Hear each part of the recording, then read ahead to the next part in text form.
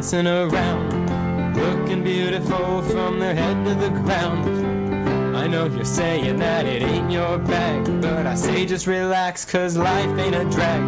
The drag show, the drag show. Zach and Stu, that pair is a must. The drag show, with Labeling and Wanderlust.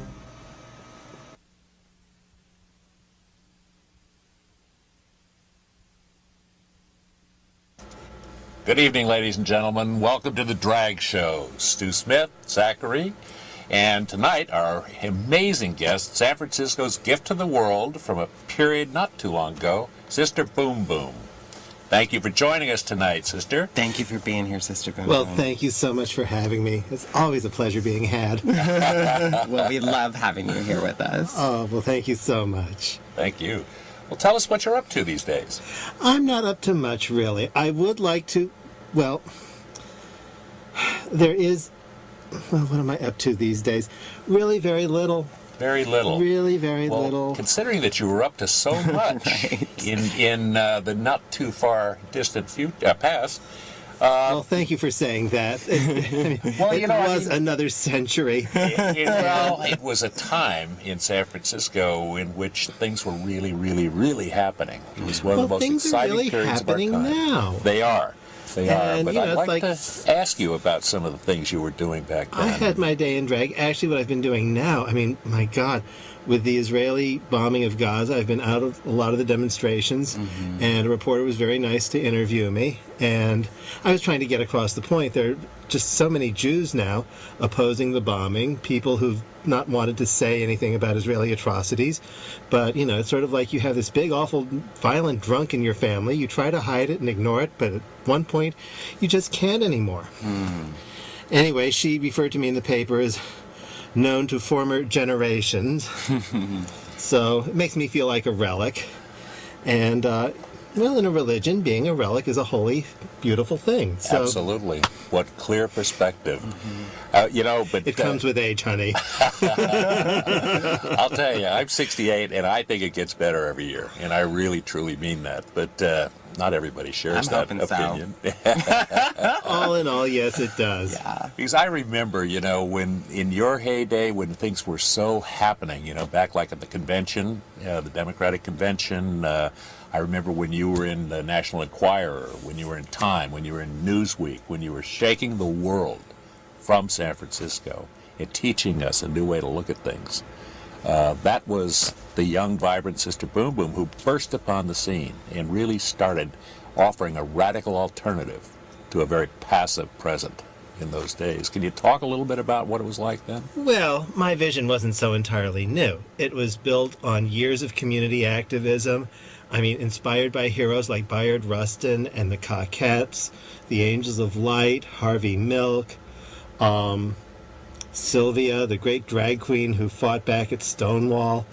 There have been heroes. Jose Sarria. Yes. My goodness. So what I did was not particularly new. It was just an expression of the day, of that same fierce drag queen, rebellious spirit that fights for people to be free. Do we have a call? Oh, my look at goodness. that. Oh, my God. So maybe you can clue us in. Well, about the same time the sisters were getting started, I was in Sluts A Go-Go with Doris Fish, Miss Leading, who was later Tippy. Actually, she was always a little Tippy. And Frida Lay and the mysterious Miss X. And in the back there is Matt Finish. Oh, and there's a little clipping from the, I think that's from Time or Newsweek. Wow. But that was around the convention. And that's from 1983 when I ran for supervisor.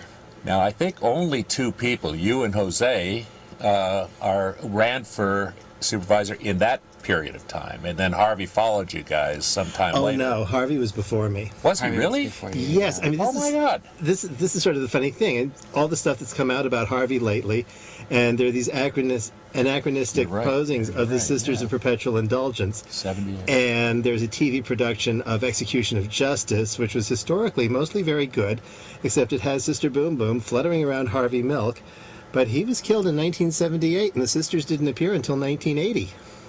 That's right. He was 78.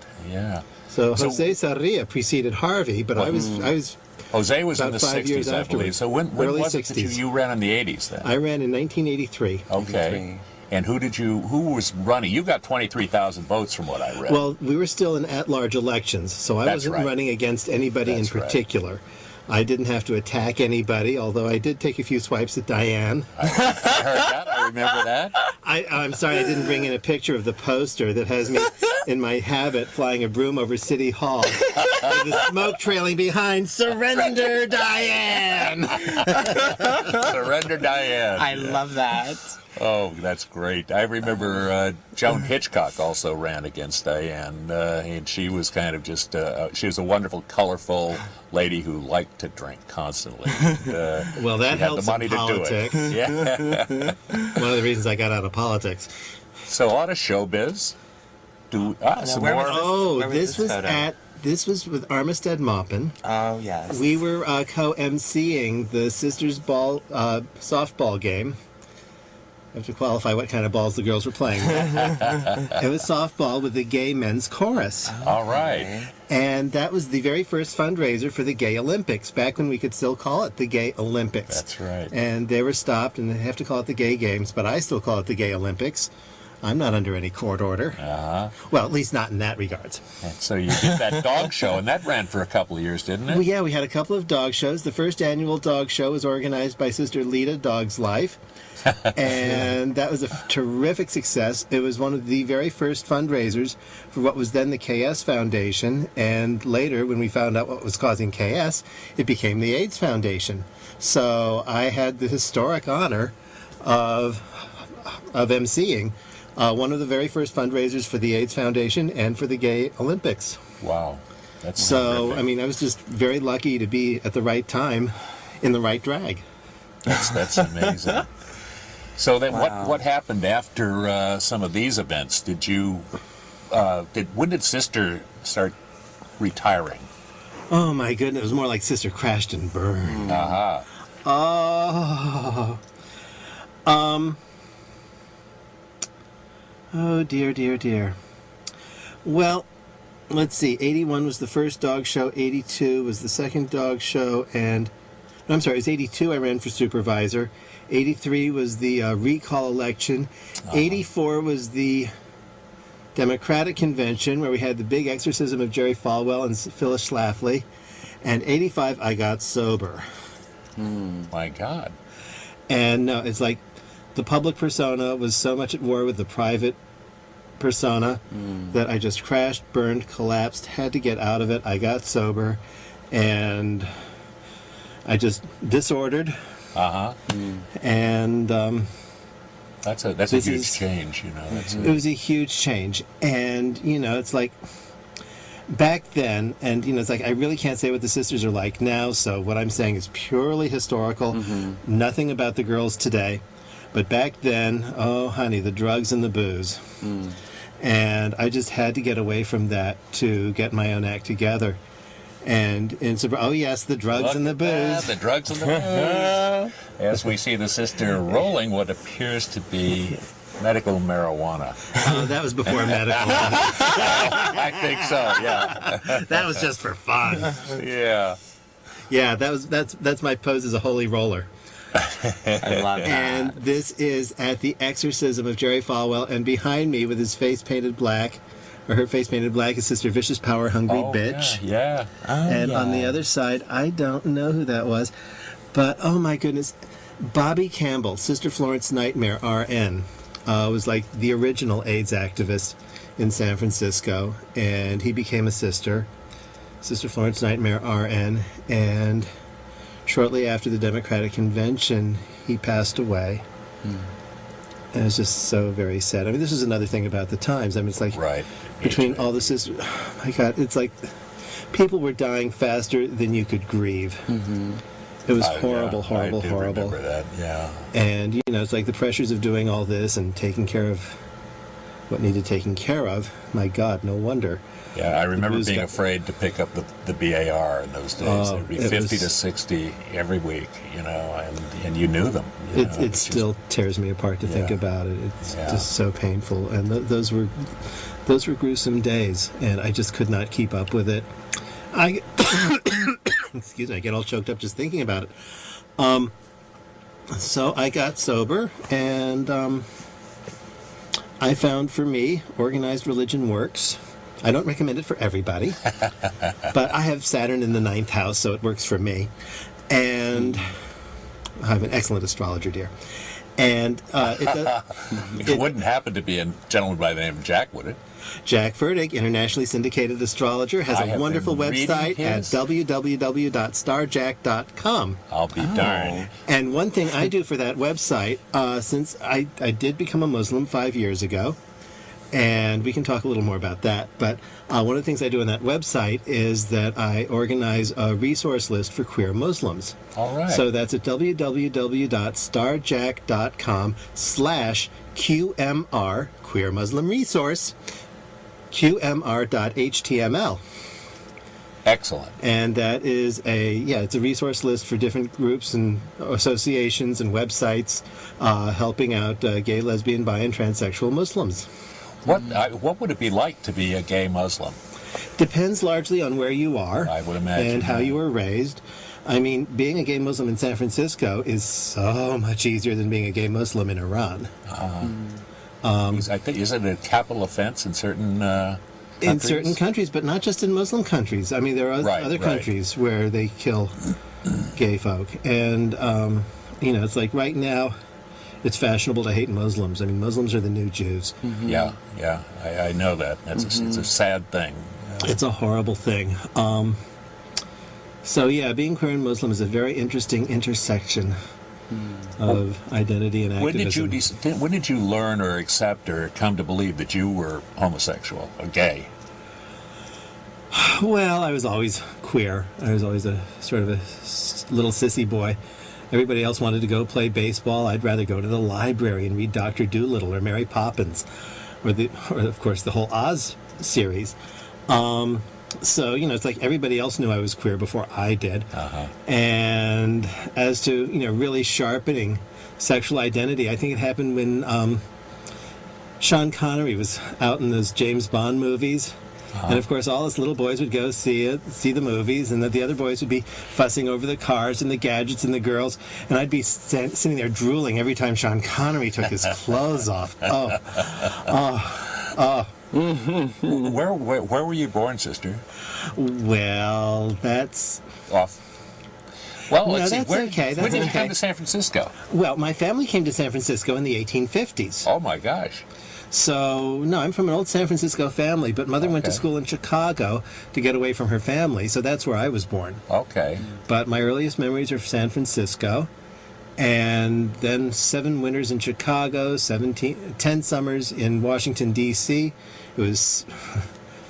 I don't complain about the weather, having come Not home. here, With not here 17 years after of wanting to come Washington and home, Chicago. here I am. No, I don't complain about the weather. You know. Well, all right, let me ask you this. When did Sister Boom Boom emerge? Well, that was an evolution. Okay. And as Taylor Chardin says, we can reconcile religion with evolution and revolution. All for that too. So let's see.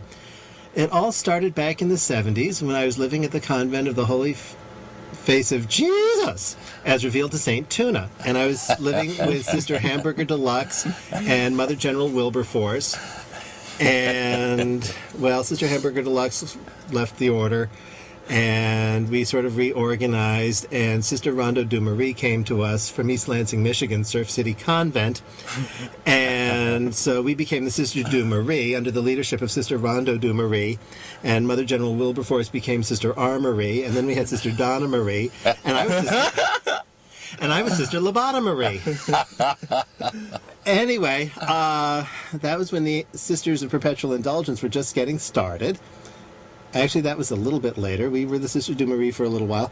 And there is an ad in a paper, some community paper, at recruiting new nuns for the Sisters of Perpetual Indulgence. So Sister Rondo and I checked it out. And, well, it wasn't her thing, but it was very much mine. It was just the right mix of theater, activism, and spirituality. And so I joined the order. A lot of people say I was one of the original sisters. I wasn't. The 4 original sisters were Sister Banana Nut Bread, who later became Sister Hysterectoria, Sister Missionary Position, our beloved Reverend Mother, the Abbess, or the Abyss, whatever. She's a very deep character. And, of course, Sister Adinadishvara, named for an androgynous Hindu deity, but she later became known as Sister Vicious Power Hungry Bitch. Can you tell us a little And, about yes, we were selling those indulgences to raise money that, for, oh my goodness. That's a long time. Yes, selling absolutions. That's signed by you, or at least That it's a one is stamp of signed your by me. signature, Sister Boom Boom. Yeah, that's my signature on that one.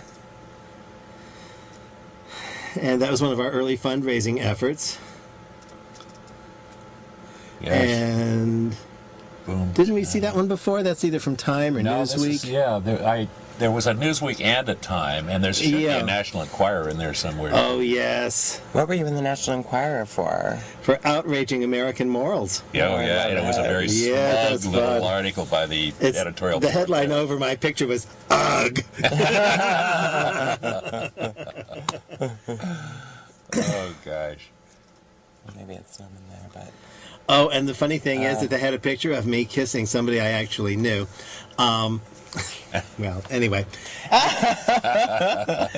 Now, Andrew was a very sweet boy. I'm sorry, he's one of the boys we lost in that horrible, horrible time. And Andrew was just so beautiful. And anyway, he was with me the night of the night of the election. And the photographer got a picture of me kissing him, and they ran that in the paper, or in the Enquirer. And so I called him up. I said, honey, you're in the National Enquirer.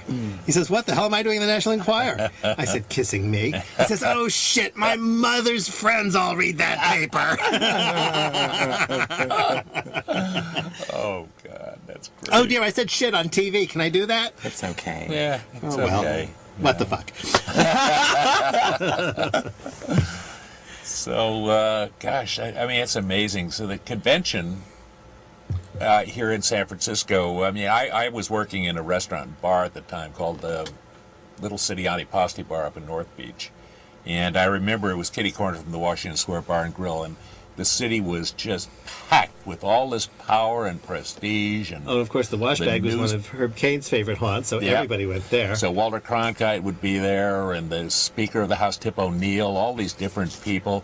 And then it wasn't as radical as the Chicago convention by any shot, but Well, I was there too. at Chicago? Yes, Oh, my as a God. matter of fact, I was at the Chicago Convention in '68, the same night that Anita Bryant was there singing the national anthem. Oh, my God. I just love it. Sister Boom Boom and Anita Bryant together at the Chicago Convention in '68. You couldn't make that up. No, my God, it's fantastic. So what happened for you at the Chicago convention? Well, not a lot. I was a page on the convention floor. And we were staying with friends in Chicago, and there are a lot of us inside the convention hall with the delegates, the pages, everybody working there. And we were staying with friends in a big house where some of our friends were outside at the demonstrations. And so we had a lot of stuff going on back and forth. There were a lot of progressive Democrats, people who had been elected as McCarthy and Kennedy delegates, who were in total sympathy with the kids outside. And we were making connections in and out to keep things going and make things inside a little more exciting than Mayor Daley would have wanted them. Mayor Daley, boy, an oppressive voice from the past. Oh, and my goodness, Oppressive yes. presence, and now his son has been mayor of Chicago for 18 years. It's amazing. Another dynasty. Yeah. Isn't democracy wonderful? When it works, if it works. Best government money can buy. And money does, doesn't it? So, Zach, what are you thinking about? God, I just feel like Here you are sitting next to history. I'm sitting next to like major history. I'm just really in awe. I'm so like honored to be sitting next to you, and I just, yeah, gosh, I just want to hear more and more and more stories. Well, you know. Since all that, when I became a Muslim, and a lot of people say, you can't be a Muslim. Islam is anti-gay. And, it's like, well, I already knew from Christianity and Judaism, it's not the religion that hates, it's the religious. Right. Yeah. And not all the religious. There are lovely people in all religions who are just very warm and loving and accepting. And, it's like, how anti-gay can Islam be? I mean, you look at those black Muslims, they call themselves the fruit of Islam, those cute young boys, the fruit of Islam, all dressed up like Pee Wee Herman. Now, how homophobic can you be? Right. It's kind of like the same thing with, like the gay Mormons that go around and they're all pretty and perfect looking, and they're very homoerotic, I think. And the thing is, Mormons don't believe in monogamy, so it's like... Right. Yeah. So... There's some advantage there, too. Right. Yeah. Having one husband, having two husbands, having three husbands. 4 or 5. Yeah. Well, I don't know all of the. I used to be the bride of Christ, one of many, so I'm used to polygamous cults. That was as a sister, or As a sister. Yeah. No, Muslims aren't brides of Christ. No, I didn't think they were. But No, we honor Jesus as a prophet, but not like the Christians do. Right. So what drew you to become Muslim, and what's the process of like converting? The process is very easy. Very All you easy. have to do is say La ilaha illallah wa Muhammad Rasulullah and mean it. It helps if you understand what it means. And what does it mean? It means there is no God but God, and Muhammad is his prophet. And it all started with my travels around Turkey, and later some schooling in Morocco, and just wanting to know more about Islamic culture. The trip to Turkey was a fabulous fluke, really. And when I saw how people lived there, and I saw the people in worship, and also the culture. It wasn't so much the religion as the culture, our sense of history. And I was studying history in Italy at the time. But our sense of history in America is so Eurocentric, and you know that, you read about that. And of course in California we get a lot of stuff about East Asia. But in terms of historical sensibility, the Mideast is like the hole in the donut. What the hell happened there? And when I got there, I saw, oh my God, everything happened here. This was the crossroad of continents. And so I continued my historical studies looking into the Mideast, Mideastern cultures, history, and of course there you have to learn about Islam to understand the context and the cultures. And the more I learned about it, the more sense it made. I was very happy being a Catholic. I had no intention of converting. But then I just came to a point where Islam just made more sense than Christianity. For one thing, at least in Sunni Islam, there's no religious hierarchy. And this is one of the reasons you've got all these people running off interpreting Islam the way they like, sometimes in very dangerous ways. But at the heart of it, at the beginning of every prayer, at the beginning of every chapter of the Quran, it says, in the name of God, who is all compassion and all mercy. And if your version of Islam isn't directed by compassion and mercy, I really don't know what it has to do with the Quran. Yeah, I think it confuses lots of people, and I don't understand. But we're getting close to call it a night. Are we? I think. But I'd like to maybe close with some of your comments about your transition from Catholicism, from the sisters to Catholicism, or did you remain Catholic your whole life and then into Islam, Muslim? Well, I was a Catholic for many years, and then just studying Islam, it made more sense. So It was that much was really very simple. So do you practice that religion here? Oh yes, I do practice Islam. Okay. Do you I go belong to a mosque. Okay. And I pray, and I don't eat pork, and I don't drink wine. And no, I don't. Well, I mean, I'm a recovering alcoholic, so giving up booze was sort of redundant. Giving up pork was the hard part. Megan would kill me. Well, it may have saved my husband's life. He's had heart disease, so, we found it before anything horrible happened, but still, after he went in for that double bypass, I told him, see, 3 years of no pork, that may have saved your life.